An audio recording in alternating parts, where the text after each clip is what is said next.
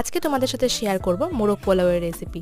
তো চলো বেশি কথা না বলে ভিডিওটা শুরু করা যাক। প্রথমেই গোবিন্দভোগ চালটাকে ভালো করে ধুয়ে আধা ঘন্টার জন্য ভিজিয়ে রাখতে হবে। চাইলে এখানে অন্য চালও ব্যবহার করা যাবে। আর এরপরে মাংসটাকে ম্যারিনেট করে 1 থেকে 1.5 ঘন্টা বা 2 ঘন্টা ম্যারিনেট করে রাখলে খুব ভালো হয়। আমি 1 ঘন্টা মতোই রেখেছিলাম।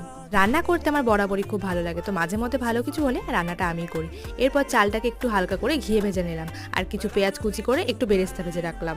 এরপর তেলের মধ্যে তেজপাতা আর গরম মশলা ফোড়ন দিয়ে পেঁয়াজ কুচি আর আদা রসুন বাটা দিয়ে একটু নেড়ে চেড়ে 1 ঘন্টা মেরিনেট করা চিকেনটা দিয়ে দেবো। আর দেখতে পেলে চিকেনটা থেকে কতটা জল বেরিয়েছে। তো বেশ কিছুক্ষণ নাড়ার পরে দেখো আরও জল বেরিয়ে গেছে। এরপর অল্প পরিমাণ লবণ দিয়ে নেড়ে চেড়ে তারপর চিকেনগুলো ওর মধ্যে থেকে তুলে নিলাম। গ্রেভি মশলার মধ্যে ভেজে রাখা চাল আর গরম মশলার গুঁড়ো ছড়িয়ে দুধ আর পরিমাণ মতো জল দিয়ে একটু সেদ্ধ হওয়ার জন্য রেখে দেবো। জল টেনে আসলে চিকেন আর ওপর থেকে বেরেস্তা ছড়িয়ে দিলে রেডি আমাদের ইয়াম্মি টেস্টি মুরগ পোলাও। ছোট্ট ভিডিওটা একটু ভালো লেগে থাকলে চ্যানেলটা সাবস্ক্রাইব করে দিও। Bye bye.